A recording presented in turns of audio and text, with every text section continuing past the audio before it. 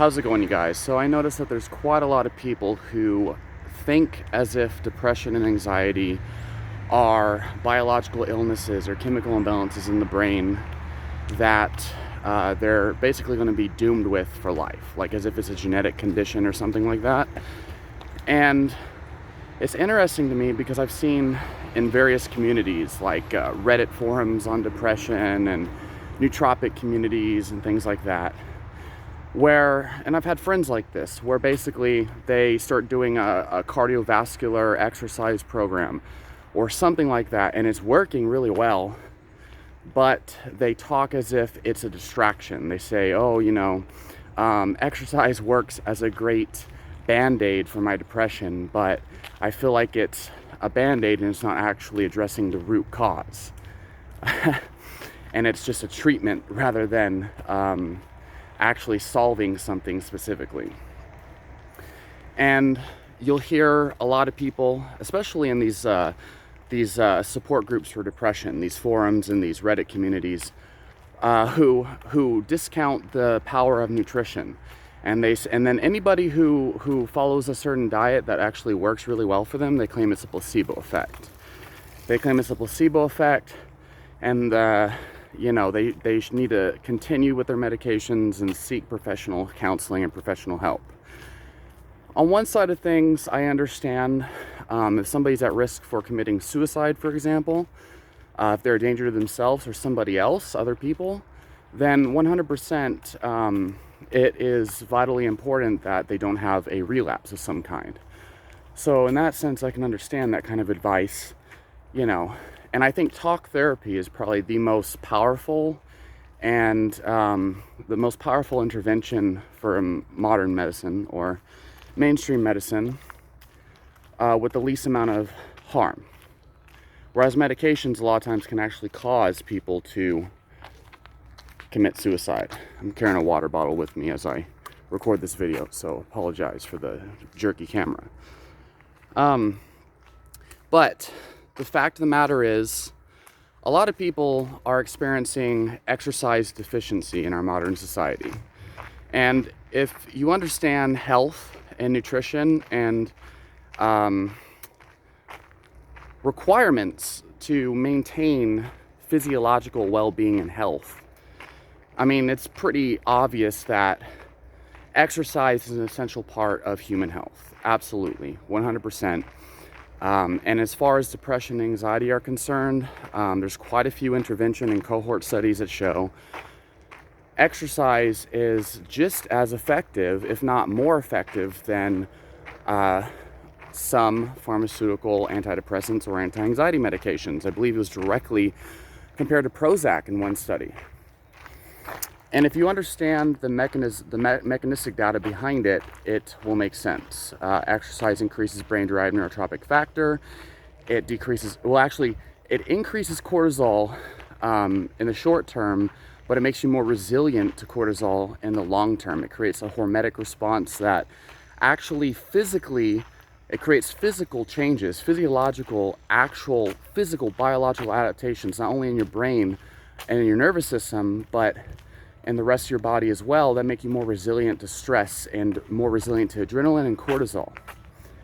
And not only that, but it also increases endorphins in the short term, and it helps to regulate the dopamine pathways, which are responsible for motivation and chasing after endorphins, chasing after rewards.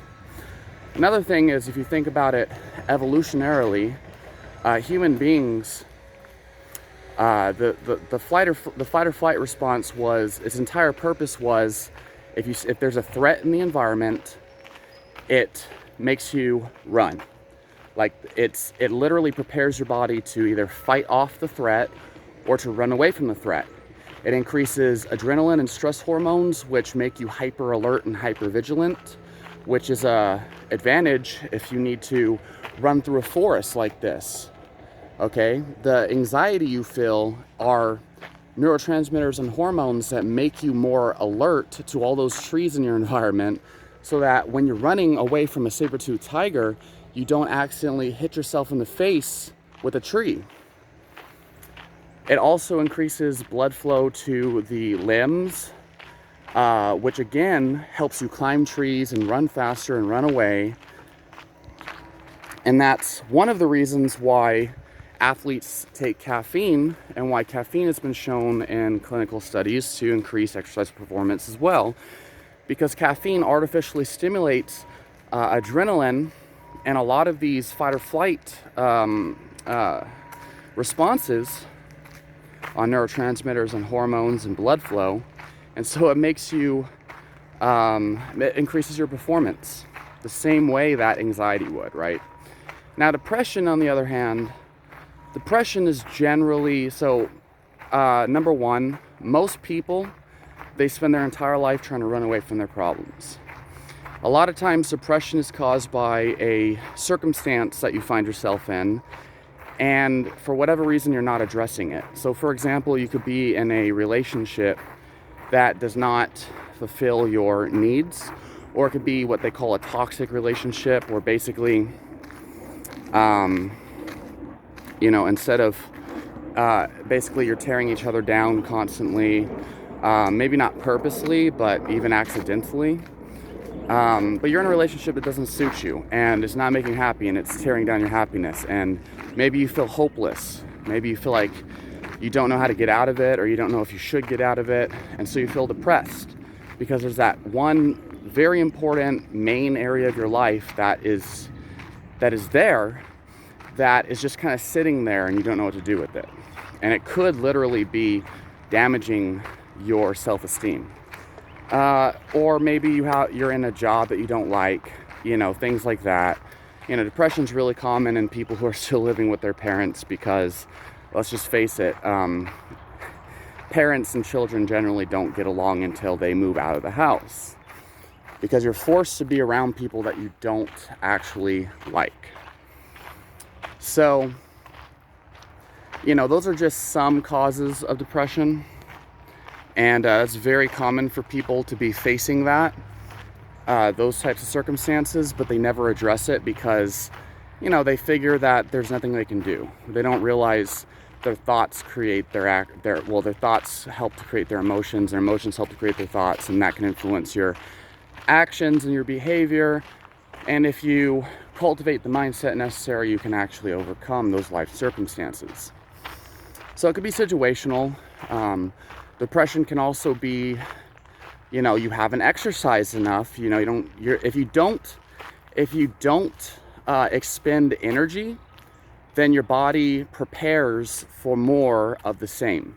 If you do expend energy, then your body makes adaptations to prepare for the same. So basically, what you put your body through on a regular basis, your body prepares to adapt for more of that in the future. So if you sit inside of a dark room every day, your body's going to make you more tired, more lethargic, and less energetic. If you stay inside the house each day, if you just sit all day, your body's going to expect more of the same. You have to think in terms of adaptation. That's basically how the mind and the body works. The more you do a certain thing, the more likely your body is to do it. The more your body adapts to that thing. So reading, for example, everything's a skill. Reading more.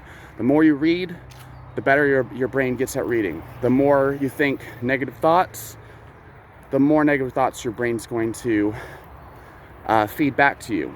The more negative emotions you feel, the more momentum going that way. And you could program your mind in that way, in a way. The more you exercise, the more your body adapts to exercise, the more likely you are going to be able to do that. Think in terms of habits and skills. Everything's a skill. Let's see, what else? Obviously, nutrition plays a role. For one thing, they talk about neurochemical imbalances and things. Well, amino acids found in protein they act as precursors to the neurotransmitters that these people talk about increasing through medication. So if you're not eating adequate protein, which most people are not, especially when the government guidelines are like, 60 grams of protein per day, which is laughable. your body's not going to be able to produce the neurotransmitters required for stable mood.